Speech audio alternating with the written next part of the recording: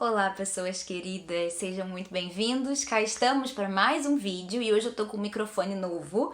Não sei se ele é bom ou não, espero que sim. Depois vocês me contam se perceberam alguma diferença. Há um tempo atrás eu fiz um vídeo sobre a minha história com a cirurgia refrativa e perguntei o que vocês achavam sobre essas minhas histórias pessoais e a lição que eu aprendi com elas e compartilhar isso com vocês e tal. E a recepção de vocês foi muito positiva, então eu decidi contar uma outra história bem mais simples, mas que me ensinou bastante também. No ano passado eu fiz um curso de coaching em São Paulo, pra quem não sabe eu moro no Rio, e eu fui para São Paulo fazer esse curso. É um curso extremamente intenso, de um mergulho profundo. É cansativo emocionalmente porque é um curso de mergulho total, a gente mexe com muitas questões nossas, assim, é uma coisa bastante intensa, mas além disso é intenso no sentido de que a gente não sai de lá. A gente chega muito cedo, sai muito tarde, então pra vocês terem uma ideia, eu fiquei lá de 7 ou 8 da manhã do sábado, não lembro exatamente o horário que eu cheguei, mas foi em torno de 8 da manhã de sábado, e eu fui direto pro aeroporto no domingo às 9 da noite. A gente dormiu lá e na verdade não dormiu, né? Ficou fazendo atividades a madrugada inteira e eu perdi o voo. Eu cheguei no aeroporto de Guarulhos, é um aeroporto gigantesco, e eu não sei andar por lá direito, eu sou bem perdida. Isso é uma coisa que eu preciso contar pra vocês, que eu sou uma pessoa perdida, dessas meio tipo, oh meu Deus, onde eu tô? Eu sou assim. E eu fiquei perdida no aeroporto, eu andei pra um lado pro outro, pedi informação e tal. Resumo da ópera, quando eu cheguei no guichê do meu voo, eu tinha acabado de perder o voo. Eles estavam fechando o check-in daquele voo e eu não consegui pegar. E eu tava profundamente exausta e eu tive muita vontade naquele momento de bater na moça do check-in que me deu a notícia de que eu não poderia embarcar. E eu achei, na hora, eu fiquei com muita raiva, eu achei que ela tava de má vontade, que ela podia ter feito mais. Mas o que eu fiz, em vez de ficar ali batendo cabeça, eu fui procurar outras companhias. Eu não parei pra pensar. Falei, talvez tenha um voo saindo daqui a poucos minutos e 1 minuto que eu perca aqui, eu posso estar perdendo a oportunidade de conseguir um outro voo pro Rio ainda hoje. E eu comecei a rodar pelo aeroporto, procurar companhias e fui numa companhia, na outra e tal, e não tinha nenhum outro voo pro Rio de Janeiro naquele dia. E eu basicamente tinha que decidir se eu ia ficar no aeroporto e dormir num banco aleatório, se eu ia tentar conseguir uma reserva no hotel do aeroporto, porque o aeroporto de Guarulhos tem um hotel, se eu ia tentar conseguir um outro hotel nas redondezas, mas eu simplesmente naquele momento não tava conseguindo, eu não tava conseguindo raciocinar, eu não tava conseguindo me conter emocionalmente. Minha vontade era de sentar no chão do aeroporto, chorar, gritar e obrigar alguém a resolver meu problema. Era essa a minha vontade. Alguém precisa fazer alguma coisa, eu tô sofrendo aqui, alguém tem que me ajudar. Eu decidi me acolher naquele momento. Eu senti que eu tava precisando desesperadamente chorar. Eu tava muito mexida e muito frustrada e muito angustiada. E na prática não fazia diferença eu correr, eu ter muita pressa ou não. Porque naquele momento eu não tinha mais como voltar pro Rio naquele dia. Eu já tinha descartado as alternativas. Essa foi a primeira coisa que eu fiz. Eu contive a minha raiva, contive minha frustração, contive e falei, eu preciso resolver a situação. E eu fui correr atrás de outra companhia para tentar voltar pro Rio naquele dia. Quando eu percebi que não ia fazer diferença correr porque não tinha mais como, e eu só ia poder voltar pro Rio no dia seguinte, ia ter que pagar uma baita taxa de passagem pra mudar o voo e enfim. Eu fui pra um cantinho, eu procurei um cantinho no aeroporto que tivesse mais vazio, eu sentei e chorei. Era isso que eu precisava fazer naquele momento. Eu sentei e chorei. Eu acolhi o meu sentimento, que naquele momento era a minha vontade de chorar. Aí você pode dizer, ai, mas que coisa imatura da sua parte. Ai, mas que coisa infantil. Ai, que coisa inútil. Não ia fazer diferença mesmo. E pode ser infantil, sim, mas tudo bem. A gente tem, sim, sentimentos infantis dentro da gente. A gente tem, sim, partes nossas que não são tão maduras e que têm dificuldade de lidar com algumas situações. E tudo bem. Eu precisava resmungar comigo mesma, reclamar e ficar triste. E depois eu comecei a ligar para os lugares, liguei para um hotel, liguei para outro. Encontrei um hotel lá perto por um preço ótimo, descobri que esse hotel tinha um translado, ele tinha um ônibus que saía de hora em hora e que o próximo ônibus ia sair em 15 minutos, me direcionei até o portão e fui pro hotel. Por que eu decidi contar essa história e aparentemente contar uma coisa tão vergonhosa? Eu não tenho vergonha de naquele momento ter precisado chorar. Era o que eu tava precisando. Eu tava profundamente exausta, profundamente mexida, profundamente mobilizada internamente. Eu tava sem dormir e a privação de sono, já tem muitos estudos que mostram o quanto isso é desgastante pro organismo, deixa a gente à flor da pele.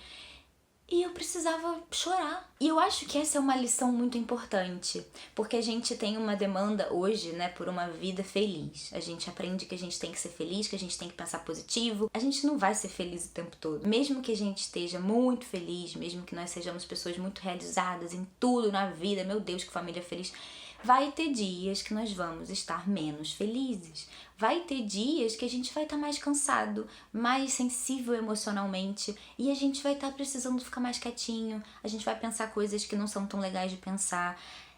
E tudo bem.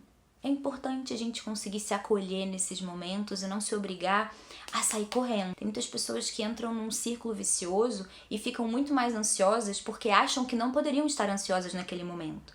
Elas acham que elas não deveriam ter medo daquilo, que elas não deveriam estar pensando aquilo, que aquilo está fazendo mal para elas, elas ficam tentando se obrigar.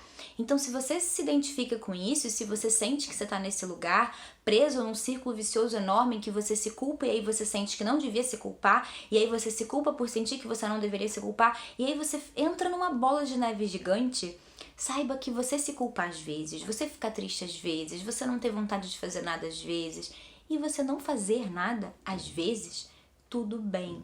Vai ter dias que você vai precisar disso, que você vai precisar cuidar de você, se acolher. E às vezes esse momento, como a minha frustração era muito pontual, era muito pequena, tanto que eu tô aqui contando agora essa história rindo, eu precisei de só alguns minutinhos. Eu chorei 2, 3, sei lá quantos minutos, limpei minhas lágrimas, me recuperei e falei, tá, o que eu posso fazer agora? Eu preciso encontrar um lugar pra eu passar a noite ou decidir que eu vou passar a noite aqui mesmo. Às vezes você vai estar passando por uma situação muito mais grave e você vai precisar de um tempo maior, não só uns minutinhos, mas muitos minutos, algumas horas, um dia, 2 dias, não sei. Mas às vezes você precisa respeitar o seu momento de introspecção, seu momento de tristeza, seu momento de bad, seu momento de pensamentos negativos. Você precisa lembrar nesses momentos que vai passar. E você precisa, claro, encontrar formas de não se prejudicar. Digamos, por exemplo, que tivesse algum voo para o Rio, meia hora depois desse voo que eu perdi. Daria tempo de eu pegar, não daria? Imagina se eu, na hora que eu chego no check-in, descubro que eu não vou conseguir embarcar, se eu na mesma hora sento, começo a chorar, vou para um canto e choro, sento, me descabelo e não vou procurar outro voo. Eu não ia conseguir resolver o meu problema, que era facilmente resolvível. No meu caso, não ia ter feito muita diferença, mas eu tentei, eu fiz a minha parte. Na hora que eu vi que não tinha nada que eu pudesse fazer, antes de tomar outros passos que eu sabia que não precisava ter pressa, eu me permiti sentar e chorar um pouquinho. E às vezes você pode fazer isso. De vez em quando ficar triste faz parte, principalmente nós mulheres que temos nossos hormônios completamente doidos, a gente passa por muitos ciclos diferentes ao longo de um mês e os hormônios interferem muito na nossa emoção. Então a gente vai ter dias em que a gente tá mais triste e tudo bem, faz parte. A gente só precisa respirar, se acolher, cuidar da gente com carinho, não mergulhar nessa bad trip como se fosse a vida, não acreditar completamente nesses pensamentos que vão aparecer. É como se a gente abrisse uma gaveta de pensamentos negativos e eles vão sair. E a gente tem que lembrar que eles não vão ficar ali para sempre. Esses pensamentos negativos, eles vêm e eles vão embora. Alguns permanecem, alguns são coerentes, alguns podem ser produtivos para você. Podem te fazer perceber que certas coisas precisam ser mudadas, certas coisas não estão legais, mas alguns deles são muito catastróficos. E na hora você vai acreditar. E tudo bem, mergulha nessa dor naquele momento. É o que você está precisando. Cuida, se acolha. Faça com você o que você gostaria que alguma pessoa que você ama fizesse, um familiar ou um amigo. Cuide de você com carinho. Mas depois, enxugue as lágrimas no seu tempo, procure alternativas, procure amizades, procure ajuda de pessoas, mas não fique aí para sempre. Assim como eu precisei depois secar minhas lágrimas e dar os meus passos para tentar resolver a situação e comprar passagem, senão eu ia ficar para sempre lá no aeroporto, sentada chorando e ninguém ia resolver as minhas coisas para mim. Então eu precisei dar esse passo. E você também pode fazer isso quando você estiver pronto, quando você já estiver se reequilibrado. E às vezes esse reequilíbrio passa sim por ficar triste. Para algumas pessoas isso pode ser chorar, para algumas pessoas isso pode ser ouvir uma música bem alta, gritar com a cabeça no travesseiro, para algumas pessoas isso pode ser escrever um poema, para algumas pessoas pode ser um exercício físico que faz muito bem, uma pintura, não importa, você precisa encontrar qual é o seu melhor mecanismo para lidar com isso. Eu sempre fui chorona desde criança, então para mim chorar sempre é uma estratégia possível, eu sempre me sinto melhor depois, mas tem gente que não. É importante que você encontre o que te ajuda a se autorregular, a se reequilibrar, a conseguir se organizar internamente para juntar seus cacos, levantar, sacudir a poeira e dar a volta por cima. E isso é uma coisa que você precisa fazer. Então esse vídeo é um pouco sobre resiliência, sobre a inteligência emocional, sobre levantar, como eu fiz esse outro vídeo há pouco tempo, que vocês pareceram gostar bastante, essa questão de você conseguir ter a persistência, de você cair, mas tudo bem, recuperar suas forças e seguir em frente.